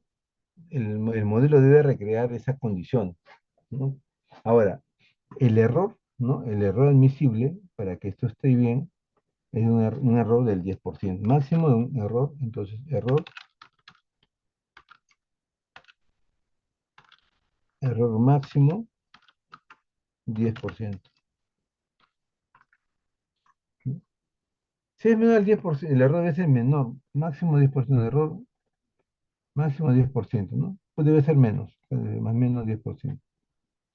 Entonces, yo hago, corre el modelo, y si me da un error, ¿no? De 6%, de 5%, significa que lo medido, ¿no? Que lo medido, perdón, que lo calculado es igual a lo medido. Lo medido es lo real, ¿no? Lo medido es lo real. Y lo calculado, pues es lo que calcula el sistema, ¿no? Y si logro hacer esto, es que mi modelo está bien, ¿no? A veces de suerte nos ocurre eso, pero generalmente boto un error del 30 en las primeras, 30, 40%, 50% de error. Entonces está ya en modificar parámetros, ¿no? Modificar parámetros para qué. Por ejemplo, relieve no lo va a modificar porque básicamente eso no se va a mover. La superficie no se va a mover. La base abajo del fondo tampoco se va a mover, ¿no? Lo que es variable, el nivel de agua. Eso puede subir y bajar. Las propiedades del acuífero, ¿no? Las propiedades, de repente un terreno es más permeable que otro. Tendré que modificar, ¿no? Justamente toda esa información se va ingresando al modelo. Entonces, yo vuelvo a cambiar datos, vuelvo a modificar los datos y el error debe salir en menos del 10%. Si el error sale de esa manera, es que mi modelo ya está calibrado, ¿no? Si el error es menor, ¿no? Si el error, te voy a poner por acá. Si el error es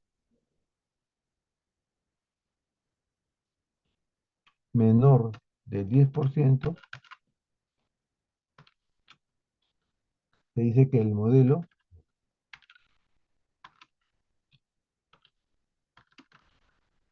está calibrado.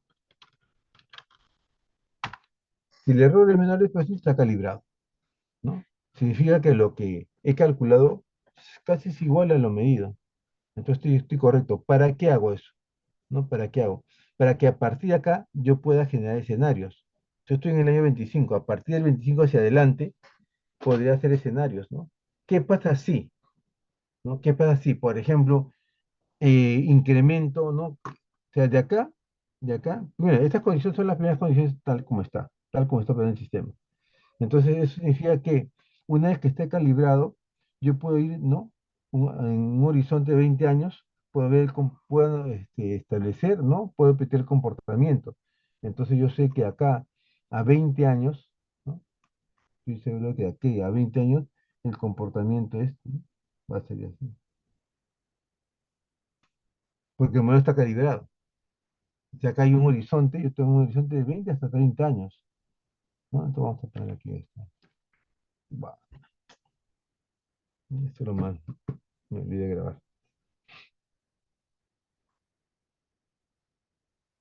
Bueno, rápidamente. Ya no pongo ni así más rápido, ¿no? No es acá.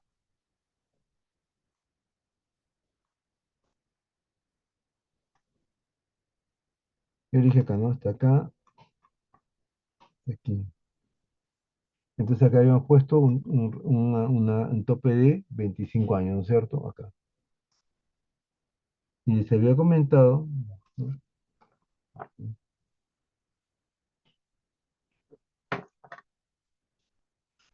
Que yo tenía mediciones, ¿no? Tenía mediciones,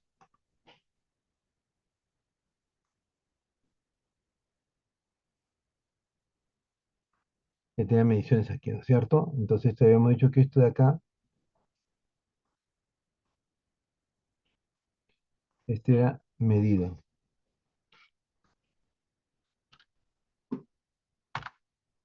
Y luego, ¿no? Y luego tenía mediciones que debían ser similares. Casi por ahí,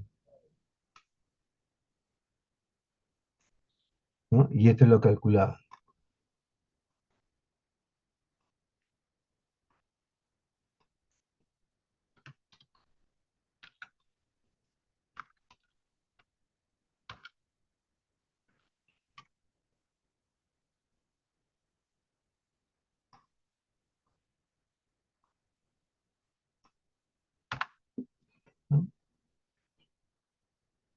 Si lo medido en los calculados es menor al 10%, entonces significa que el modelo está calibrado, ¿no? Entonces he puesto por acá. Si el error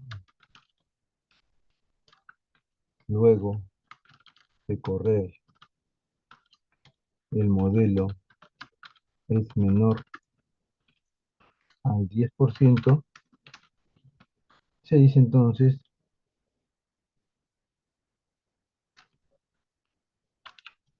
se dice que el modelo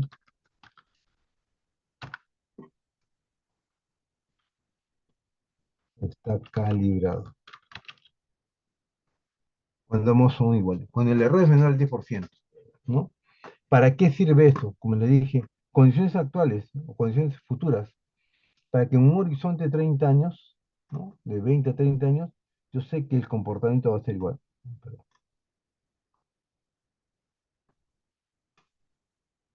Que va a tener ese comportamiento, ¿no? Bueno, es poquito, pero más o menos trato de hacerlo igual. Esto es lo que va a ocurrir en un horizonte de 20 años, porque ya puedo decir que es de esta manera, ¿no? O sea, acá a futuro, en un horizonte de 20 años, ¿no? Puedo planificar en un horizonte de 20 años. Es lo que va a ocurrir, ¿no? Porque como está calibrado, yo puedo predecir que está de esa manera, ¿no? Y también me sirve para hacer escenarios, ¿no? Una vez que el modelo está calibrado, yo puedo realizar escenarios, es decir, ¿qué pasa si yo incremento acá, por ejemplo, más perforaciones? ¿No? Este es un modelo de agua subterránea.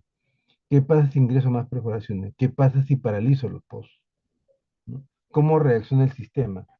Claro está que no hay que ser muy genio, ¿no? Sin hacer modelos, sin hacer nada, intuir que, por ejemplo, si yo extraigo más agua, ¿no? Si yo extraigo más agua, los niveles van a descender, ¿no? Porque estoy extrayendo, porque es un escenario de extracción. Yo digo, ¿qué pasa si extraigo más agua? ¿Cómo varían los niveles? Definitivamente va a descender. Ahora, ¿en qué tiempo, qué cantidad es lo que hace el modelo? Porque como le digo, sin hacer tanto trabajo de matemáticas, cálculo, yo puedo decir que si extraigo más agua, los niveles descienden. Pero si dejo paralizo y más bien hay recarga, los niveles van a recuperar. Eso no necesita ser modelo. El modelo es para saber establecer en qué proporción y en qué tiempo. Por eso que se habla de gestión y planeamiento, porque en función a esos resultados que me dé el modelo, yo puedo establecer, ¿no? Escenarios, ¿no? O características de extracción, por ejemplo, ¿no? Si el modelo me dice, no, yo por ejemplo quiero perforar, por ejemplo, lo que se hace actualmente. Nosotros queremos perforar un pozo, ¿no? Y tenemos que demostrar que nuestra extracción no altera el sistema. Entonces tengo que, mi escenario, ¿cómo está la situación actual? Este de aquí. A partir de este escenario, yo empiezo, a partir de esta situación actual, esta es la situación actual, ¿no? Ahora podemos poner situación actual.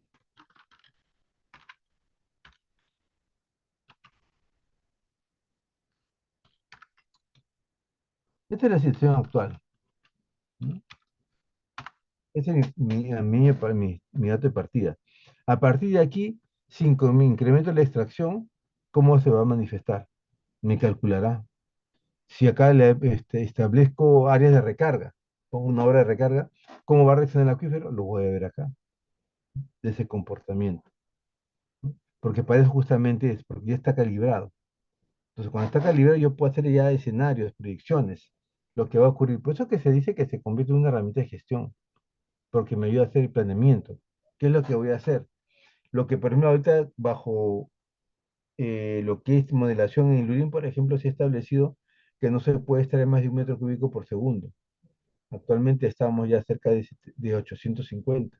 Prácticamente nos queda 150 para llegar al tope, ¿no? Que va a ser en diferentes proyectos.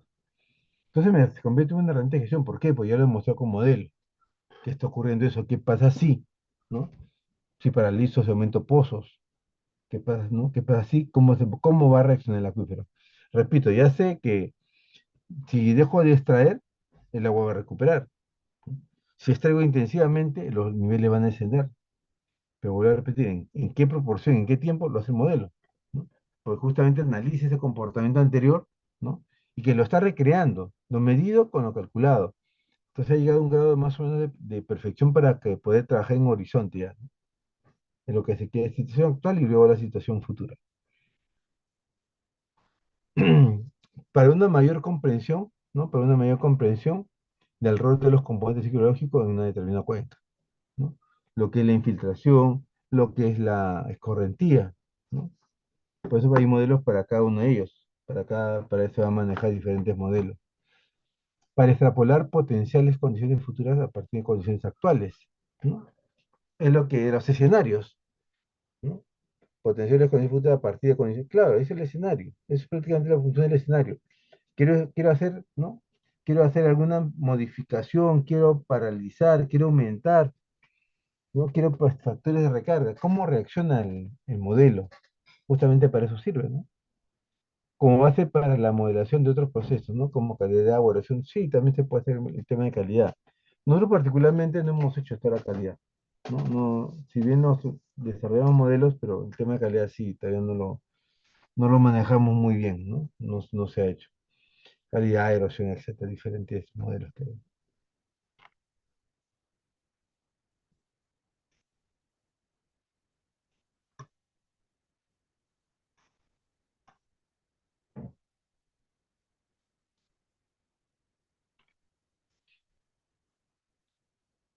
Modelo de cuencas, ¿no? Entender el ciclo biológico implica entender la respuesta de la cuenca de manera continua en el tiempo, ¿no? Como les dije, ¿no? Como les mostré, todo en el tiempo. ¿Qué pasa de acá a 10 años? Por eso, ¿no? La variable era, ¿qué va a ocurrir acá en 10 años? ¿Qué va a ocurrir en 20 años? En 30 años, que es el horizonte, ¿no? ¿Qué va a pasar? ¿No?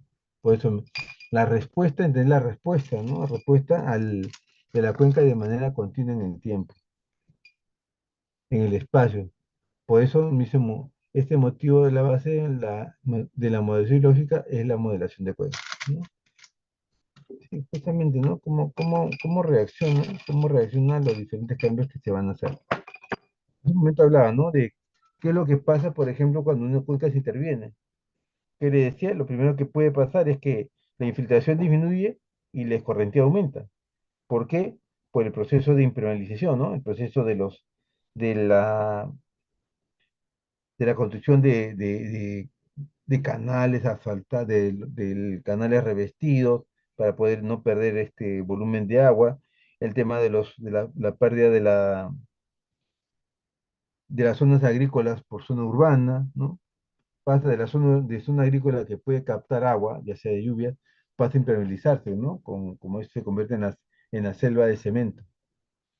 Entonces, definitivamente se va a alterar, ¿no? Y para eso está justamente el modelo, ¿no? ¿Qué va a pasar si? ¿No? Los famosos dicen, ¿qué pasa si hacemos eso, ¿no? Los modelos de cuenca son un reflejo de cómo entendemos el sistema de cuenca y su respuesta, ¿no? Ya sabemos, ¿no? Qué pasa si? ¿No? Ya hace un momento comentaba el tema de la deforestación, por ejemplo, ¿no? ¿Qué pasa si hago una tala indiscriminada de árboles? ¿Me va a afectar? No me va a afectar, ¿no? Su capacidad predictiva depende cómo lo construimos y cómo lo aplicamos. Y la calidad de las predicciones es generalmente consistente con la calidad de nuestra comprensión del sistema y del modelado que lo representa. Acá también hay algo básico, ¿no? Dice la capacidad predictiva depende de cómo lo construimos y cómo lo aplicamos, ¿no? Bueno, aquí, con la disculpa del caso por la expresión, ¿no? Yo tuve una capacitación, un tiempo me fue a Montevideo, estuve en Uruguay un mes, un curso. Entonces, los profesores eran todos españoles, ¿no? El español tiene la característica de ser, para nuestro lenguaje, ser un poco grosero, ¿no? Grosero, no sé. Bueno, es su forma de ser, no es forma de expresarse. Y no es como acá nosotros, que, pero yo le voy a decir la expresión y por lo menos para que, sin el ánimo de faltar respeto, ¿no? Pero ella sí de frente lo dijo, ¿no? Decía, ¿no? Estamos hablando de profesora de modelos, entonces decía, ¿no? Si ustedes al modelo le meten basura, sale basura, decía, ¿no? Así de frente, ¿no? Así que piensen bien lo que están haciendo, ¿no? Y en algún momento, decía, yo no entiendo, ¿no? Yo no entiendo, algunos colegas que dicen que le faltan datos al modelo, ¿no? Y por eso no lo realiza. Y él decía, ¿no? Mientras menos datos, mejor para hacer un modelo, ¿no? Y justo eso sí también nos ha tocado a nosotros, en un momento, ¿no? De un consultor que viene a hacer un modelación, dijo, no, faltan datos, dijo, ¿no? Para él no conseguía eso, ¿no? Decía, no, mientras menos datos, mejor, ¿no? Lo malo es que a veces cuando uno primero está en cursos de modelos, ¿no? Todos nos proporcionan, toda la información nos proporciona, ¿no? Por eso es que es fácil cuando uno trabaja en modelación, ¿no? Al menos en los cursos, todo sale, porque tiene todos los datos. En la realidad a veces no existen, ¿no? A veces en la realidad hay parámetros que no lo hemos calculado, ¿no?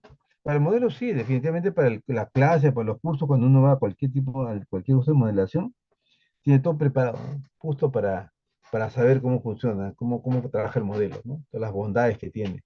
Pero ya le han quedado datos, ¿no? Ya le han quedado información, como repito, que a veces no es medible, ¿no? No es fácil como agarrar, como medir la profundidad de agua, medir la lluvia, ¿no? Medir el caudal. Son diferentes, como decía, a veces no hay manera de cómo medir, ¿no? Entonces ahí vienen los problemas, ¿no? Entonces, ¿por qué? Porque lo que estamos a veces estamos proyectando, estamos partiendo de un punto errado, ¿no? Tampoco puedo intuir, ¿no? O por defecto, ¿no? Porque también por defecto, al final tenemos un modelo que no es sustentable, ¿no? No es un modelo que se puede caer en cualquier momento, porque los resultados no están de acuerdo a la realidad, ¿no? Estamos a veces dicen, "No, asume. Tampoco podemos hacer un modelo asumiendo, ¿no? Asumiendo parámetros, ¿no? A veces puede que sea cierto, como también poco, no tanto es así, ¿no? No es tan fácil decir mientras menos datos, mejor, ¿no? Porque necesitamos información, ¿no? Imagínense, si no tenemos la información del basamento, o sea, de la base o cosas, no tenemos información del nivel, ¿qué vamos a hacer, no? Vamos a asumir. En un momento nos tocó hacer un consultor también que hizo una modelación acá por la zona de Cieneguilla y empezó a asumir, ¿no? Asumiendo qué.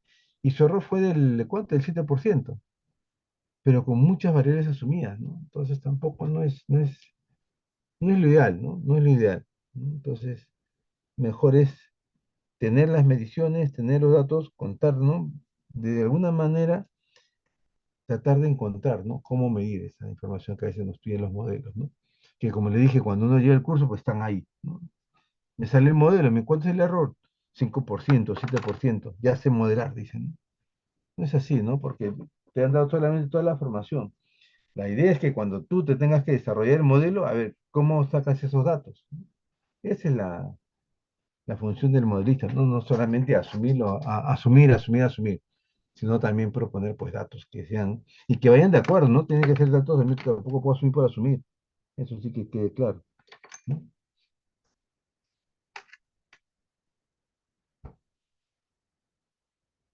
Su capacidad predictiva depende de cómo construimos y la calidad de las predicciones generalmente consiste en la cadencia de compensación del sistema.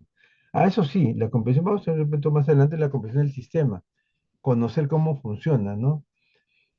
Siempre al menos los que cuando trabajamos en modelación, dice, no basta que te expliquen, ¿no? No basta que te expliquen cómo funciona el sistema, tú tienes que ir y conocer, ver cómo funciona.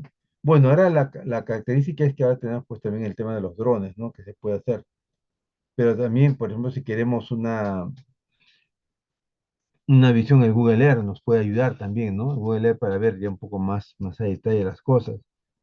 Pero siempre es bueno ir, ¿no? Porque ustedes saben que la información también que está en el Google no está actualizada, ¿no? Puede ser de, de 3, 4, 5, 6, 7, 8 años, ¿no? De información. Ya cambió las condiciones, definitivamente. Entonces tampoco nos podemos confiar, ¿no? Por eso no se puede olvidar, no puede ir de la mano que un ingeniero no vaya a campo, ¿no? Por eso acá se habla, ¿no? La comprensión del sistema, comprender cómo está trabajando. Lo que también en otro caso vamos a ver que también es el modelo conceptual, ¿no?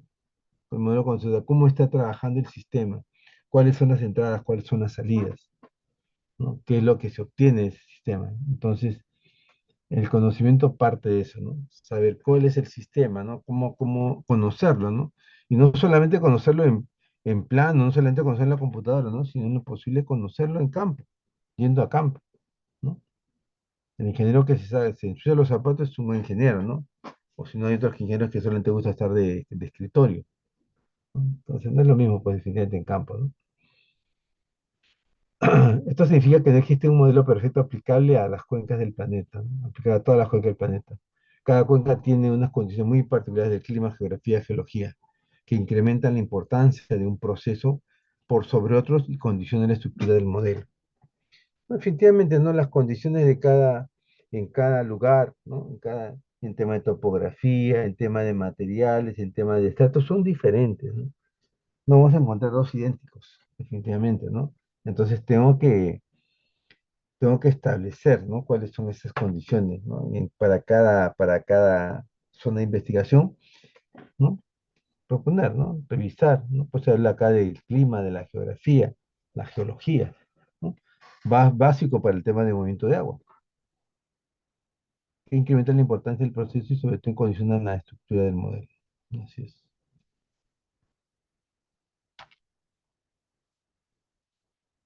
El sistema biológico cuenca, ¿no? El ciclo biológico puede tratarse como un sistema cuyos componentes son precipitación, evaporación, escorrentía y otras fases del ciclo biológico, ¿no? Los cuales pueden agruparse en subsistemas del ciclo total. Este sistema hidrológico posee una estructura o volumen en el espacio rodeado por una frontera que acepta agua y otras entradas. Opera en ellas internamente y produce salidas, ¿no? Por eso en algunos casos le llaman de la caja, ¿no? La caja que hay entradas y salidas, ¿no? Entra agua ya sea a través de la precipitación o diferente, como decíamos, ¿no? En algún momento también por un trasvase, por ejemplo. ¿De qué manera entra agua a la cuenca? Una es la precipitación, ¿no? Eso sí, pero en algunos casos también puede haber que haya trasvase. Ese concepto puede aplicarse claramente en una cuenca hidrográfica, pues ahí ingresa agua por medio de la precipitación y otras formas, ¿no? Esa otra forma decimos que es, por ejemplo, el trasvase. Y una cantidad de ellas sale de la cuenca por medio del cauce principal o por uso que adquiere el agua, y otras se infiltran. Una va en el cauce y la otra se infiltra, ¿no? Pero hay entrada y salida del sistema.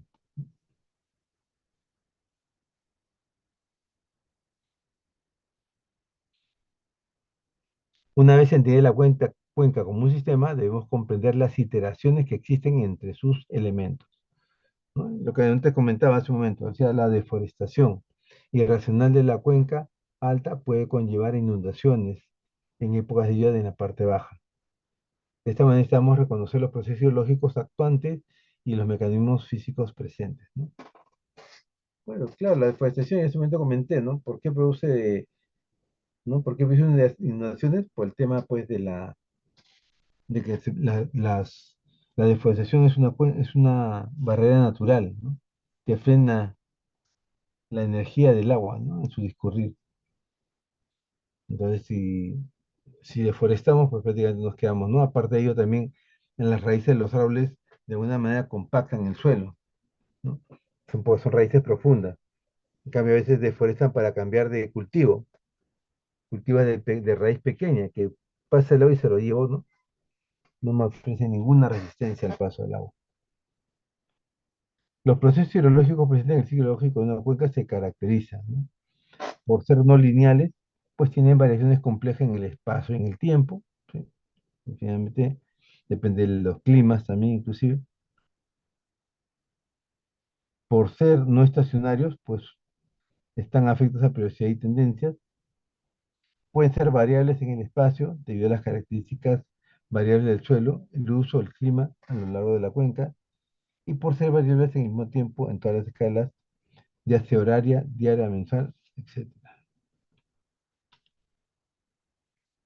Bien, hasta acá vamos a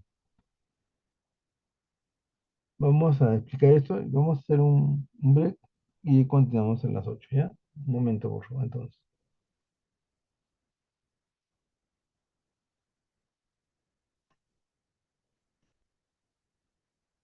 Un momento, entonces, un rato más, ¿ya? 8, 8 y 5 más tarde.